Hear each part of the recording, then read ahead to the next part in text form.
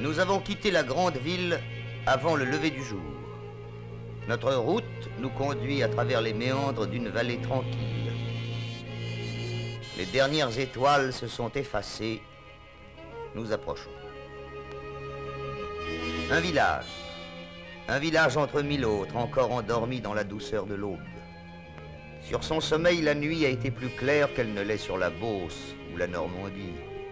Les étoiles plus lumineuses, mais l'aube où il va s'éveiller est toute semblable à l'aube française.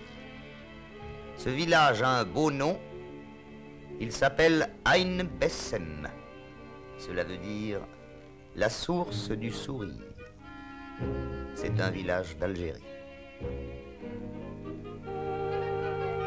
Ici le clocher chrétien, là le minaret de la mosquée musulmane. Les voix encore muettes de la cloche et du muezzin sembleront dans un instant se répondre. Les deux sentinelles de pierre ne veillent pas face à face, mais côte à côte. À quelques pas du musulman qui se prosterne, un chrétien s'agenouille. Les deux croyances coexistent toutes proches. Nous avons voulu que ce fût dans la liberté et dans le respect mutuel.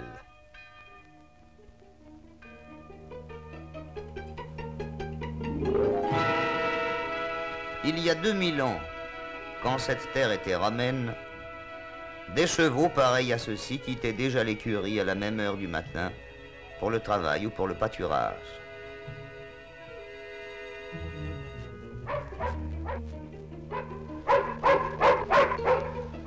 Les attelages de bœufs n'ont pas changé, eux non plus, depuis le commencement de l'histoire, ni les moutons.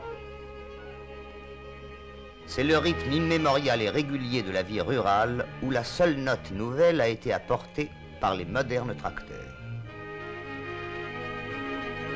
Les enfants goûtent ensemble une dernière minute de liberté au seuil de la même école, les fils des musulmans et les fils des Français de souche. Les deux communautés peuvent garder chacune leurs mœurs, leurs traditions, leurs coutumes et leur foi.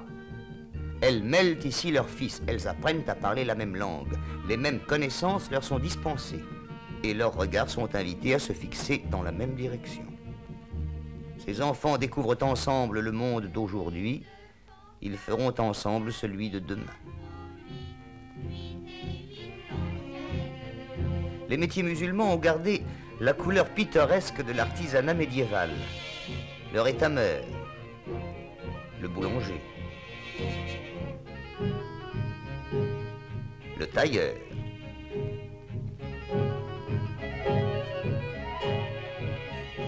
le rémouleur, le menuisier, le cordonnier, le fabricant de tapis dont la technique est restée la même qu'au Xe siècle, le maréchal Ferrand. Mais dans les grandes villes de la côte, la vie industrielle a déjà occidentalisé la foule musulmane.